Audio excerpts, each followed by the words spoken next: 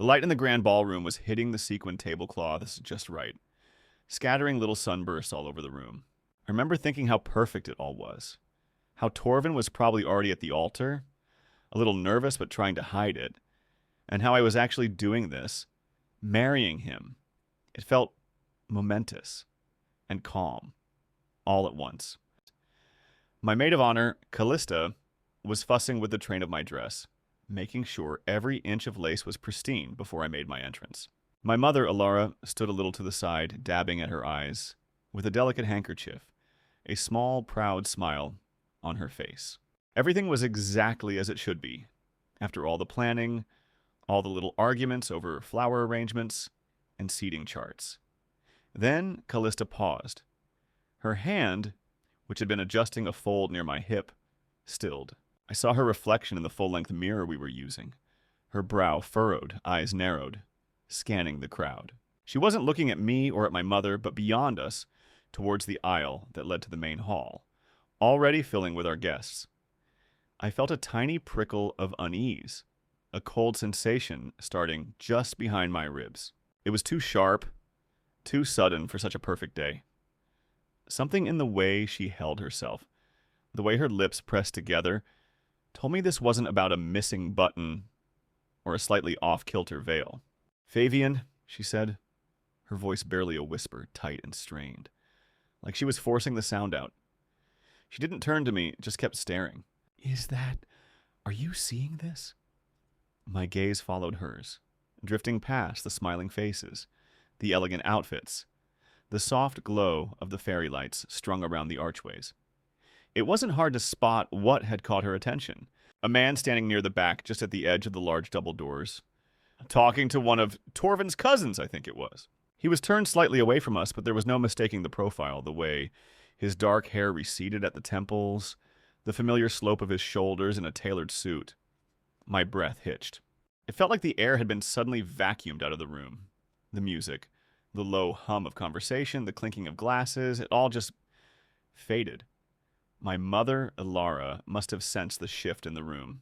The sudden tension. She looked up, her soft expression hardening instantly as her eyes landed on the same figure. Her handkerchief dropped unnoticed to the polished floor. A small, ragged sound escaped her, a gasp that was more like a choke. The color drained from her face, leaving her skin looking like parchment. She swayed a little, and Callista instinctively reached out to steady her, though her own eyes were still fixed, unblinking, on the man at the door. This wasn't possible. This couldn't be possible. I was 28 years old, building a life, creating a future with Torvin, a future that by necessity had been shaped around certain unalterable facts. Facts that included the loss of my father, Octavius, 16 years ago. A fact that had been a cornerstone of my entire world. The reason my mother and I had moved across the country. The quiet sadness that always lingered, a shadow in the corners of even my happiest memories. But the man in the dark suit, laughing with Torvin's cousin, was undeniably him. My father. My father, who was supposed to be dead, and he was standing very much alive at my wedding. The image of him, of Octavius, standing there, so undeniably real and breathing, was a punch to the gut. My mind just stalled.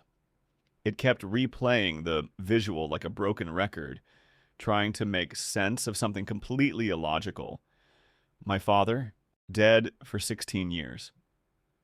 What was he doing here? Who was he talking to? The perfect day had shattered into a million sharp, glittering pieces, and all I could do was stare, my chest tight, unable to even formulate a coherent question. But then, as if my brain couldn't handle the present impossible, it dragged me back, away from the chaos and the glittering ballroom, to a different time. A time before this, before Torvin, before everything I thought I knew was a lie. I met Torvin about 4.5 years ago, in the spring of my 24th year. I was a couple of years out of college, working a junior designer gig at a small architecture firm, still figuring out what my adult life even looked like. He was volunteering at the local community garden project, Green Sprout Collective, down in the old industrial district that was slowly gentrifying.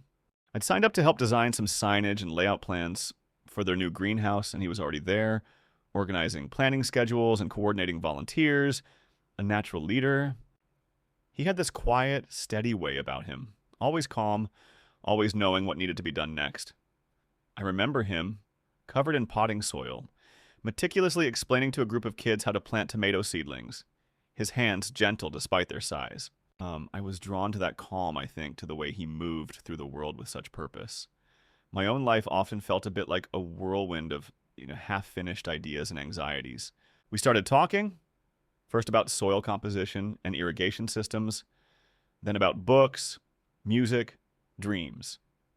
He was a civil engineer, smart and practical, but with a surprising appreciation for art and history, which I loved. Our first proper date wasn't even a date, really. It was after a long Saturday at the garden. We just kept talking over lukewarm coffees at the Daily Grind, a little indie spot known for its questionable pastries and excellent vinyl collection, until the sun went down. He made me laugh. Not with big, boisterous jokes, but with dry, witty observations that made me feel like he truly saw things. And me, in a way no one else had. Our relationship unfolded gently, like the turning of seasons in that garden. We fell into a rhythm quickly. Sunday mornings meant brunch at Oak Haven Diner, always the same booth by the window, him with his stack of pancakes and me with my veggie omelet. Evenings often involved walks along the Elm Creek Trail, sometimes in silence, sometimes talking about everything and nothing. He was stable, dependable. He remembered little things, like how I liked my tea, or the exact day a certain project deadline was looming.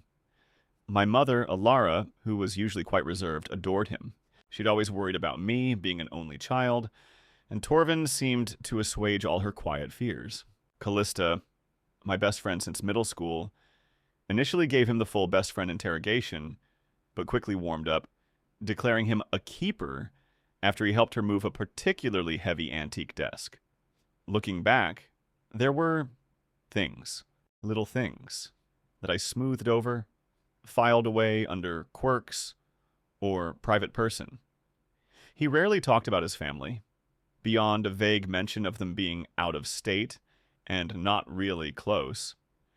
I figured everyone had their own family drama, and it wasn't my place to pry. He was always so present with me, so focused on us that it didn't seem important.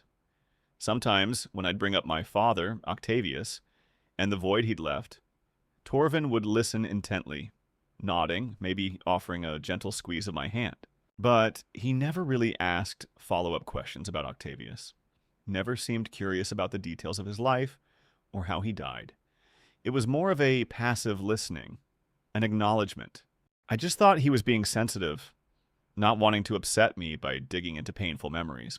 There was also a tendency he had to subtly redirect conversations if they veered into uncomfortable territory. Like, if I asked about a gap year he took or why he changed jobs a couple of times early in his career. It wasn't overt, never a firm, I don't want to talk about it, but a smooth pivot, a charming change of subject. That reminds me of this ridiculous thing that happened at work today. And just like that, we'd be off on another topic. I'd interpreted it as him being easygoing, not wanting to dwell on negativity. A person who simply preferred to focus on the good things, on the present. It felt refreshing after a childhood steeped in the quiet grief for a father who was gone. I wanted to believe that this was a new chapter, a life built on solid ground, free from the lingering shadows of the past. And Torvin, my steadfast, reliable Torvin, seemed like the perfect foundation. I just never considered that the foundation itself might have been built on sand. My chest was heaving, though I wasn't moving. My eyes were still glued to the man at the back of the room, to Octavius, my dead father. He was laughing, actually laughing, with Torvin's cousin, a guy named Zephyr. Zephyr was telling some boisterous story, probably about Torvin's childhood antics, and Octavius was reacting, genuinely amused. The sight of it, the sheer normalcy of it, made my head throb. It was all a lie. everything. My mother, Ilara, was now leaning heavily against Callista, her eyes wide with a terror I'd rarely seen on her face. A silent, frantic exchange passed between them, a wordless confirmation that they both saw it, that they both knew. "Mom?" "What? What is happening?" My voice sounded like a stranger's, thin and reedy. I took a step forward, my wedding dress suddenly feeling like a lead shroud. Ilara just shook her head, a slow, tormented gesture. "No. Favian, no, don't, not now." Her hand reached out, grabbing my arm with surprising strength, her fingers digging in.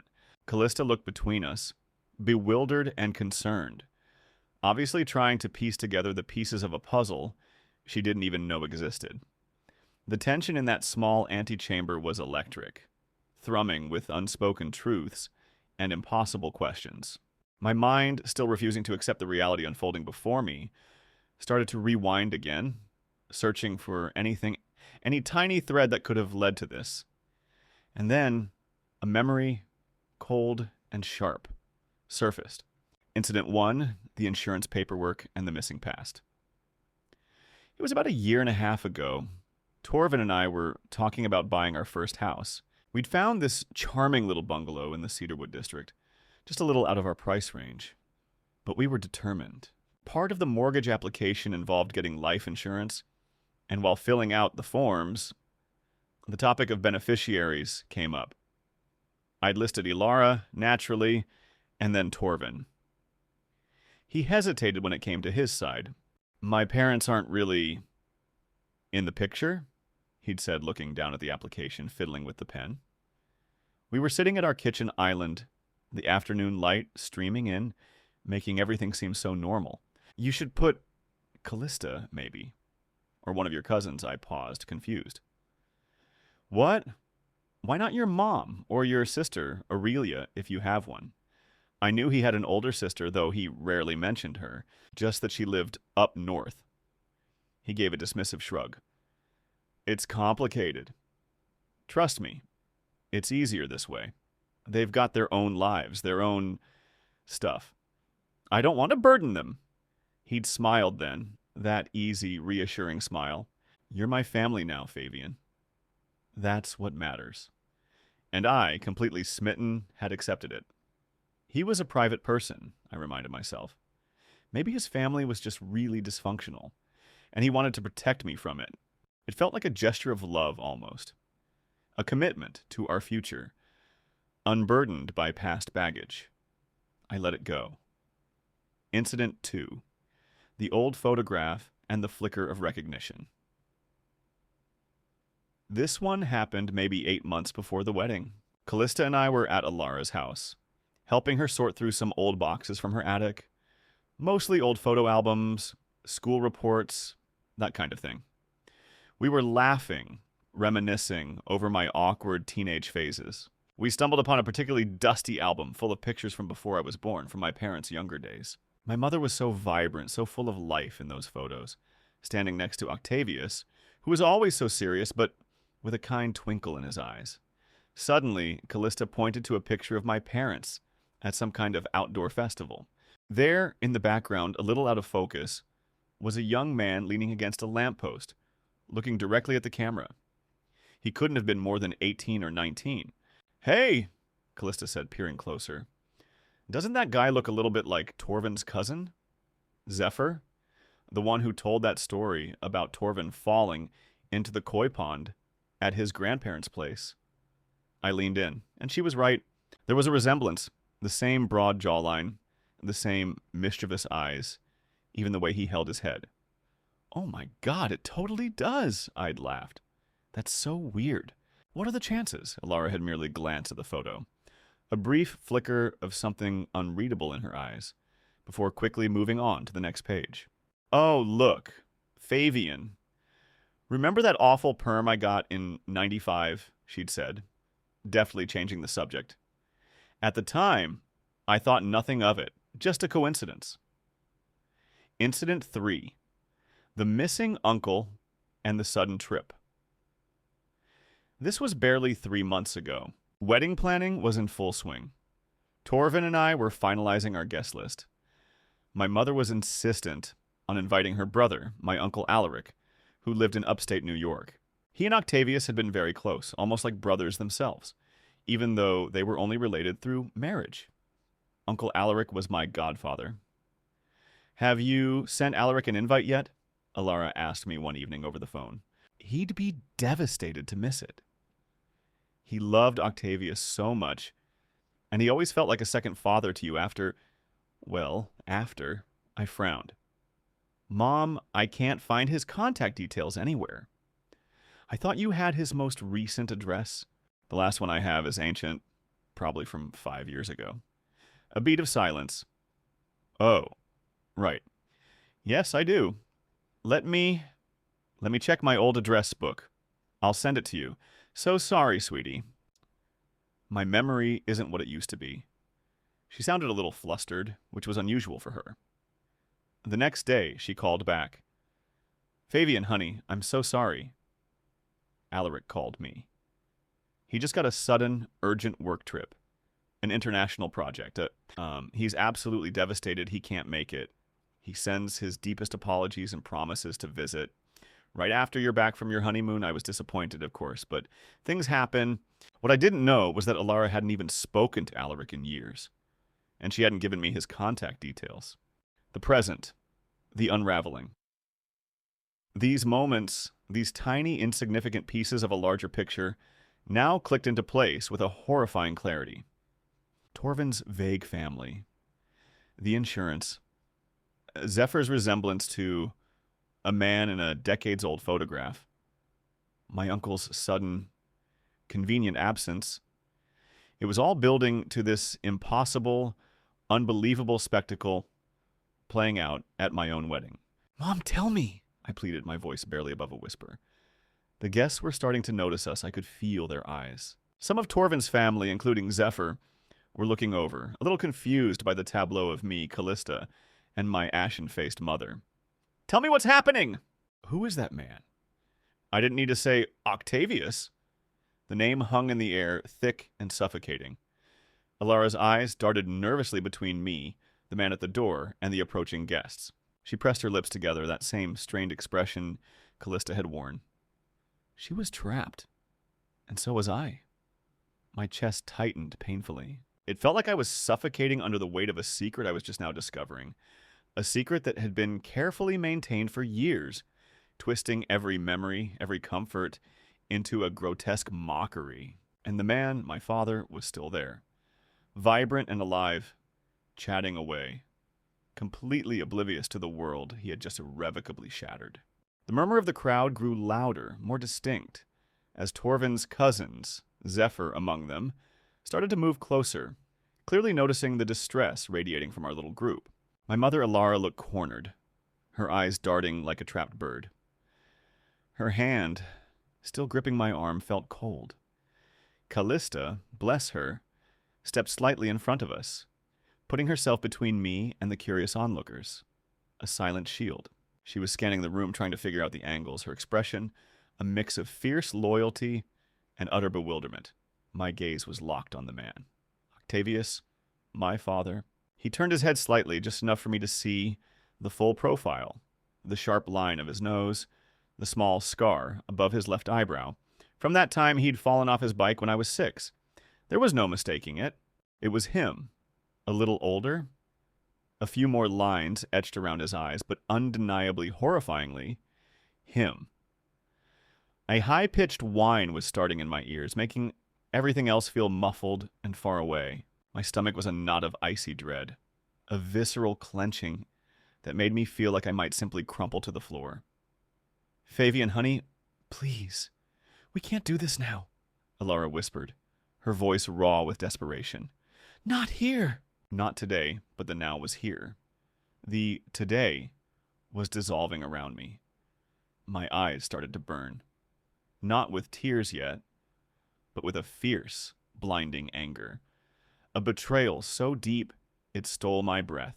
"He's right there, Mom," I choked out, pointing a trembling finger, not caring who saw. "That's him. That's my father. He's supposed to be gone."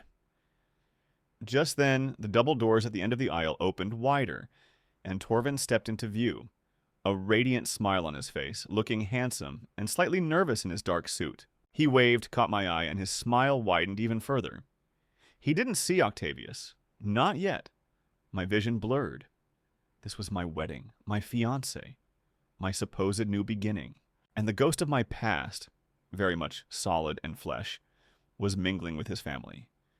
The absurdity of it, the cruelty, was breathtaking. I ripped my arm from Alara's grasp, the lace on my sleeve tearing slightly.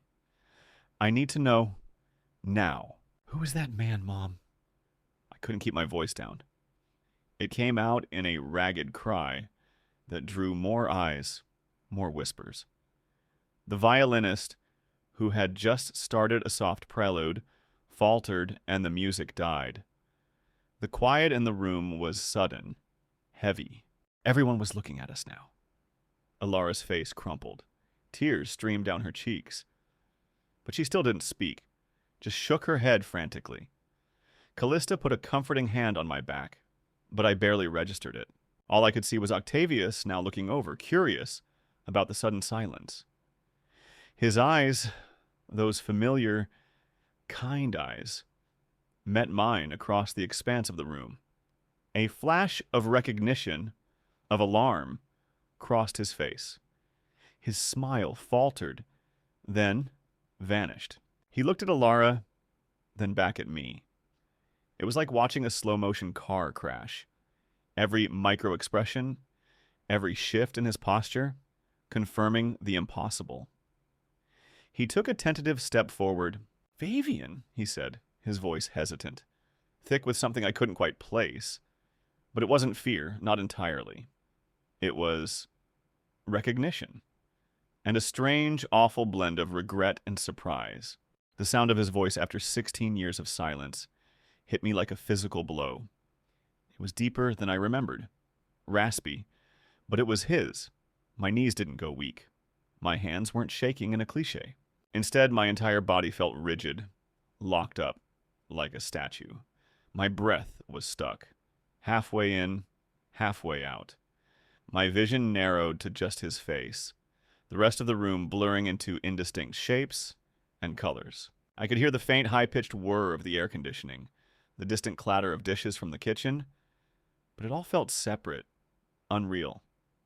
You're supposed to be dead," I whispered, the words barely audible even to myself. It was the only thought I could form, repeated over and over in my head like a broken mantra. "Dead, you're dead, you're dead." He took another step, then another, slowly moving towards us, navigating the tables, people now parting for him, their faces a mixture of confusion and shocked curiosity. Zephyr, Torvin's cousin, was right behind him, looking utterly bewildered, his eyes darting between Octavius, me, and Alara. Torvin, meanwhile, was still standing at the altar, a question forming on his face. He gestured a slight shrug as if asking, "What's going on?" The officiant, a kind-faced woman named Pastor Dahlia, looked similarly perplexed. "Favian, Octavius began, his voice laced with an undeniable ache. He stopped about 10 feet from us. His eyes were pleading, trying to convey something, an explanation, an apology. I didn't know what. But all I saw was the man who had abandoned me, who had let me believe he was gone, let my mother carry that burden alone for more than half my life. My mind raced, jumping from one impossible scenario to the next. Was he a ghost? A hallucination brought on by stress? But he was too solid, too real, too Octavius. The smell of his cologne, a faint, woody scent, hit me then, and it was the same one he always wore. That detail, so small, so utterly mundane, shattered any last shred of denial. This was real. A bitter, hysterical laugh tried to escape me, but it got caught in my throat, sounding more like a strangled sob. The anger, simmering beneath the shock, exploded. "What are you doing here?" I shrieked, my voice cracking, raw and loud, in the sudden silence of the ballroom. What in God's name are you doing at my wedding? My hands were clenched into fists, my nails digging into my palms. My dress felt like it was suffocating me. I felt hot, then cold, then a buzzing numbness that enveloped my entire being. Everything was wrong. Utterly, irrevocably wrong. And Torvin, my groom, was still standing at the altar, watching the scene unfold, his smile slowly, agonizingly, fading from his face. The scene that followed was an absolute blur of shouting, confusion, and raw, visceral pain. Torvin, finally realizing something was catastrophically wrong, strode down the aisle, his face a mask of concern that quickly shifted to bewilderment as he saw Octavius. My mother, Alara, finally broke down completely, sobbing uncontrollably. Callista, bless her steady heart, was trying to create some kind of barrier, ushering me back towards the antechamber, away from the hundreds of stunned faces, but I was rooted to the spot. "Favian, what's going on?" Torvin demanded, reaching me, his hand gentle on my arm. He looked at Octavius, then at Alara, then back at me, his eyes wide with unasked questions. "Ask them!" I choked out, tears finally streaming hot down my face, blurring my vision. "Ask them what kind of sick joke this is." Octavius tried to speak again, a torrent of words tumbling out. "I can explain, Favian, please, just listen." But I wasn't listening.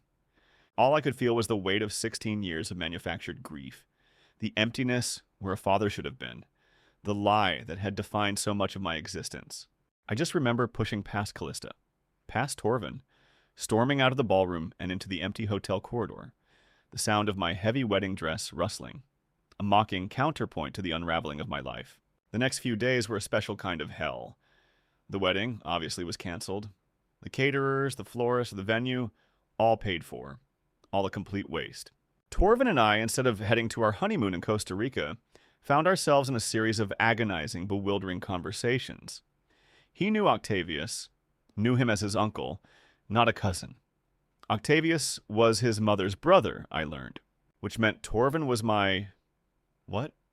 My half-cousin? Step-cousin? The family tree was suddenly a tangled, grotesque mess. Torvin, to his credit, was as shocked and distraught as I was, though in a different way. He had grown up with Uncle Octavius, knowing him as a kind, if somewhat distant, family member. He had no idea Octavius was my supposedly dead father. He kept repeating, "I swear, Favian." I had no idea. How could I? The sheer practical fallout was immense. Our dream house? Gone.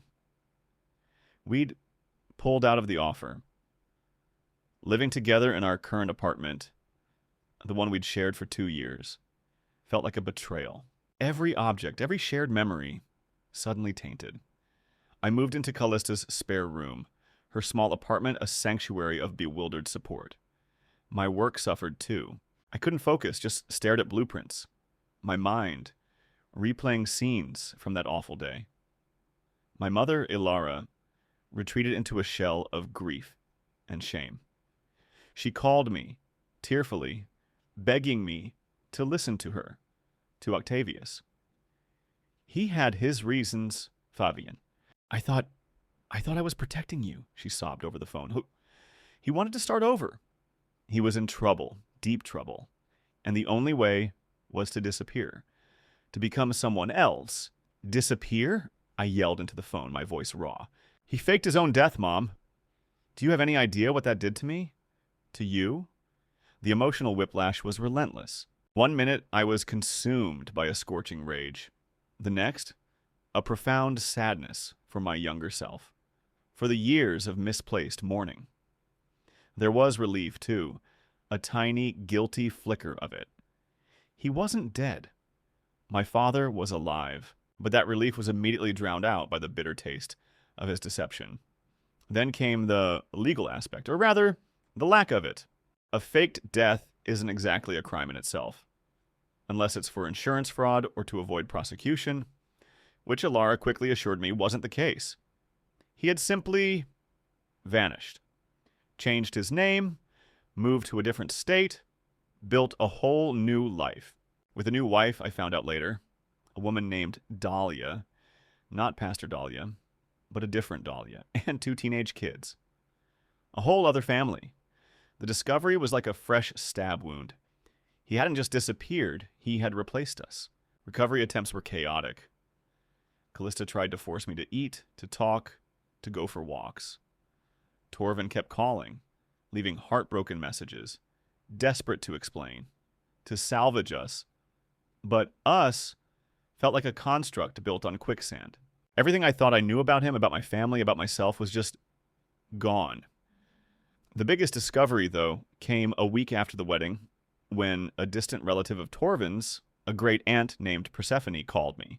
She remembered my mother from years ago attending Octavius's funeral, a closed casket affair in a small, out-of-the-way town. "Your mother was there, dear. And that little girl, she looked just like you. Oh, the poor woman, to lose her husband so young. But what a blessing that his brother, your Uncle Octavius, was there to support her." The words hung in the air, a final, horrifying confirmation. My mother hadn't just known. She had been a co-conspirator in the grandest lie of my life. She had played the grieving widow, and I had been the oblivious, heartbroken prop in their elaborate charade. It's been almost 4 months since the wedding that wasn't. I'm still at Callista's. She's been a rock, making sure I eat, gently pushing me to get out of bed, listening to my endless, repetitive spirals of anger and hurt. My apartment, the one Torvin and I shared, is empty now. I couldn't bear to be there. He's moved out too, gone back to his hometown, I think. We haven't really spoken since that initial chaotic week, beyond a few terse texts about sorting out our belongings. It feels impossible to even contemplate a future with him, knowing our whole foundation was built on such a colossal lie. How do you ever trust again after that? How do you look at someone and not wonder what other fundamental truths they might be hiding? My relationship with my mother, Alara, is fractured, maybe beyond repair. She eventually sent me a long, rambling email, full of justifications about protecting me from Octavius's shady dealings and his need to escape. She claimed she was terrified of what would happen if he didn't disappear. I haven't responded. I don't know how. The image of her, my own mother, pretending to mourn, letting me mourn for 16 years. It's a deep, cold wound. I talk to her sometimes because she's my mom, but it's superficial, strained. The easy closeness we once had is just gone. Octavius, my father, has tried to reach out. Phone calls, letters, even showing up at Callista's door once, which led to a very awkward, tearful exchange on her porch. He says he wants to explain, to make amends, to be a father to me now. He looks older, tired, burdened by secrets. But I can't bring myself to listen. Not yet. Maybe not ever. The sheer audacity of it, to walk back into my life like this after all these years, after what he put us through, it's too much. I haven't met his new family. I don't know if I ever will. What I've learned, I guess, is that people are capable of astounding deceptions, even the ones you think you know best, and that sometimes the things you bury don't stay buried. They just wait for the least convenient moment to claw their way back to the surface. I also learned that strength isn't about being stoic, but about surviving the utter demolition of your world and still finding a way to put one foot in front of the other. My future plans are a blank slate. I thought I had it all figured out. Career, marriage, that little bungalow. Now, it's all gone. I'm not sure where I'll live, what I'll do, or if I'll ever fully trust anyone again. But Callista's here, and some of my other friends, like Jareth and Lenore, have been incredibly supportive, even though they're still trying to process the sheer wildness of it all. I'm so grateful for them, for this community online, for letting me just put this out there. It helps somehow to just tell the story without judgment. I guess the biggest open question is, what now? How do you build a life from scratch again when the ground beneath you just opened up? And will I ever be able to forgive them? Any of them? Or myself? For being so incredibly devastatingly blind.